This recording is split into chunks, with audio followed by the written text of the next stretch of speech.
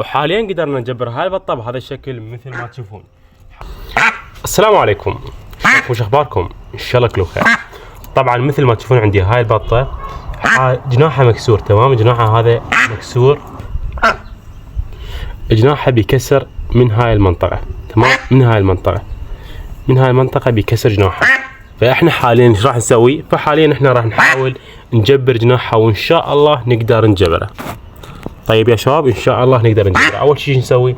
نحتاج رقعة بهذا الشكل حتى نشدها داير مداير البطة.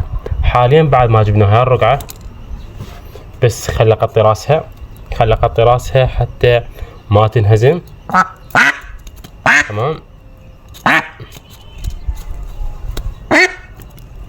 فغطيت راسها بهذا الشكل حتى ما تنهزم، تمام.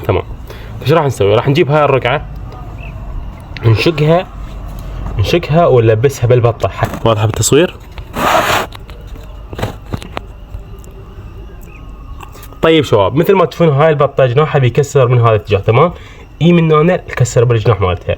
فحاليا راح نحاول ان شاء الله نجبر لها وان شاء الله يجبر. فبعد ما غطينا راسها حتى ما تنهزم، نروح نجيب رقعة على شكل دائرة، تمام؟ نجيب رقعة على شكل دائرة او مستطيلة وتقصها. طبعا هاي بيجامة، تمام؟ فحاليا راح اقصها من صفحتين. تابعوا هذا الفيديو.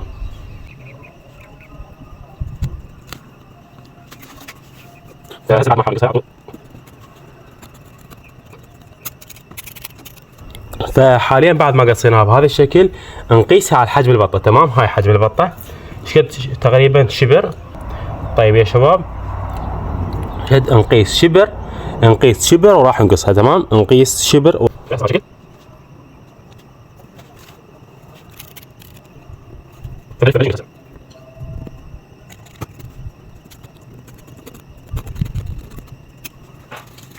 هسه مثل ما تشوفون قصيناها.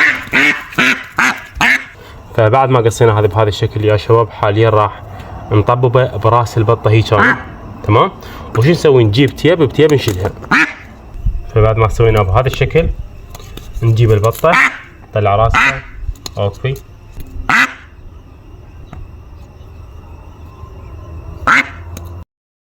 فشباب حاليا مثل ما قلت لكم تجيب الطبق براس البطة هيك بهذا الشكل، وبعدها راح يصير بهذا الشكل، تمام؟ مثل الجاهل اللي محفظ. ايش راح يصير؟ راح يصير جناحها، تمام؟ جناحها راح يصير منها متساويات، جناحها راح يصير متساويات حتى الجبر، حتى جناحها من هنا يجبر، تمام؟ حتى جناحها من هنا يجبر ان شاء الله. فبعد ما سوينا هاي الطريقة شو نسوي؟ طبعا هذا راح يظل البطة تظل تتحرك وهذا راح يقع من جناحها. فايش راح نسوي؟ طبعا بعد ما سوينا تحاول تعدل جناحها بطريقة صحيحة، تحاول تضبطها بشكل صحيح حتى ما تقع من البطة. اقعدي. طبعا مجرد تلزم رجليها بهذا الشكل بعد ما تقدر تتحرك، تمام؟ مجرد تلزم رجليها بهذا الشكل وتجيب هذا التياب،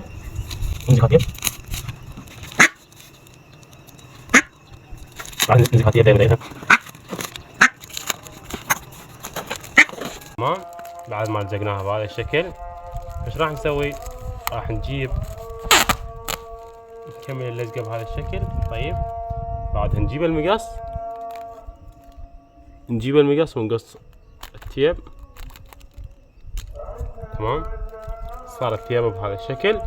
جناحها بعد ما ينفل، تمام؟ جناحها بعد ما ينفل ابد. وحاليا قدرنا نجبر هاي البطة بهذا الشكل مثل ما تشوفون.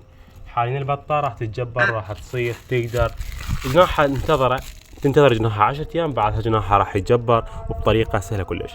مجرد استعملنا قطعة قماش وهذا التير وهذا المقص وقدرنا نجبر هاي البطة. اذا عجبك الفيديو لايك ومتابعة.